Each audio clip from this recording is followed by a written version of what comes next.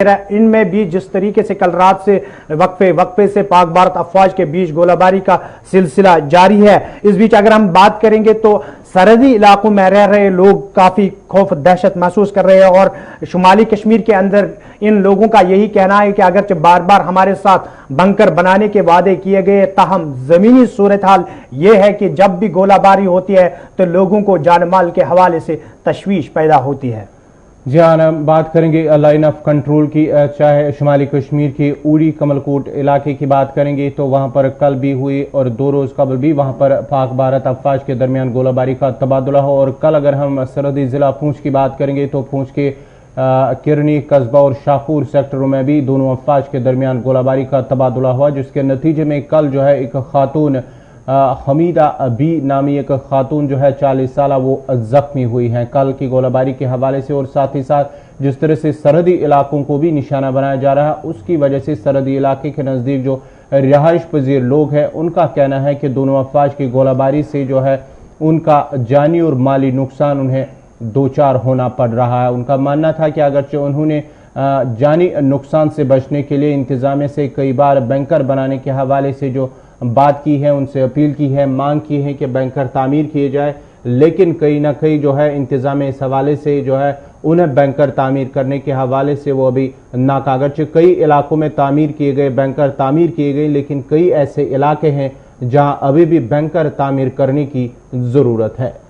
अगर हम कस्बा, केरनी, शाहपुर और दूसरे सेक्टर्स की बात करेंगे जहां पर अक्सर बेशतर पाक भारत अफवाज के बीच गोलाबारी का तबादला होता है, तो कल भी हमने देखा है कि वहां पर रिहायशी इलाकों को निशाना बनाया गया, जिसके जद में आकर एक खातून जख्मी हुई है। ताज़ा तरीन तफसीलात फराहम करने के लिए इस वक्त बराह रास्त हमारे साथ जमशीद मलिक जुड़ चुके हैं। जमशीद, क्या कुछ ताज़ा तरीन तफसीलात है सरहदों की, जिस तरीके से हमने कल देखा है कि एक बार फिर रिहायशी इलाकों में गोले गिरे? जी मीन, देर रात को उसके बाद एक बार फिर हिंद पाक अफवाज के दरमियान मेंढर सेक्टर के मनकोट इलाका में तकरीबन रात के 1:30 बजे के आसपास गोलाबारी का तबादला शुरू हुआ, जिसमें कई घरों को जुजवी नुकसान भी पहुंचा। और जिस तरह मैंने पहले बताया कि हालात लाइन ऑफ कंट्रोल के अब दिन ब दिन कशीदा होते जा रहे हैं, जहां कल शाहपुर सेक्टर में शिद्दत की गोलाबारी दोनों अफवाज के दरमियान हुई, जिसमें खातून जख्मी हुई। उसके बाद देर रात को 1:30 बजे के आसपास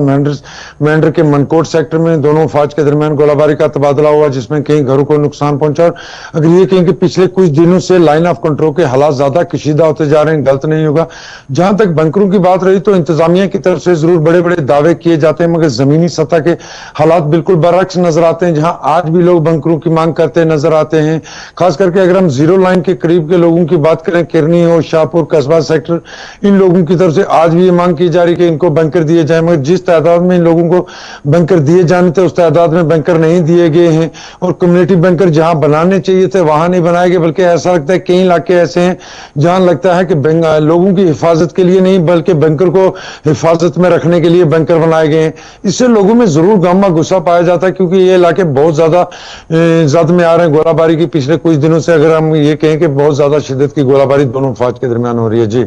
जमशीद, जरा ये भी बताएगा, दूसरी तरफ ये भी खबर आ रही है कि जो दोनों फौजियों के दरमियान जो गोलाबारी है उसकी वजह से अगर सरहदी इलाकों के नजदीक जो रिहाइश पजीर लोग हैं उन्हें जानिया माली नुकसान से भी हाथ धोना पड़ रहा है। और साथ ही साथ अगर दूसरी तरफ बात करेंगे तो जो जंगली जानवरों के हवाले से खबर वहां पर आ रही है, चाहे हिरन की बात करेंगे, तेंदुए की बात करेंगे या दीगर जानवरों को जो वहां पर रह रहे हैं, और गोलाबारी की वजह से भी उन्हें मुश्किलात का सामना भी हो रहा है।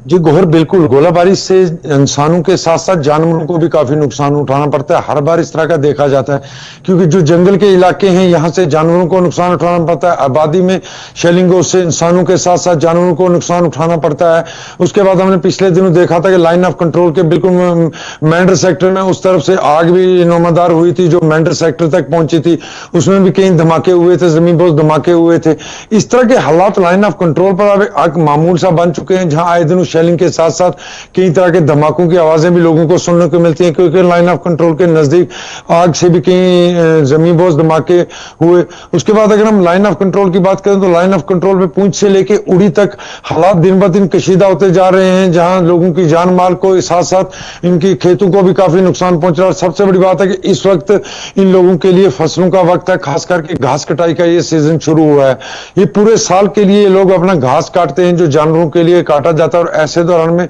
इन गोलाबारी होना इन लोगों के लिए घास को भी काफी नुकसान पहुंचा, इनकी जान माल को भी नुकसान पहुंचा। हालांकि कल जो खातून इसमें गोलाबारी में जख्मी हुई उसकी हालत खतरे से जरूर बाहर बताएगी, मगर इन इलाकों में किस वक्त कब दोबारा गोलाबारी का सिलसिला शुरू हो ये कहना बहुत मुश्किल होता है, क्योंकि पिछले कुछ दिनों से लगातार लाइन ऑफ कंट्रोल के हालात कशीदा होते जा रहे हैं।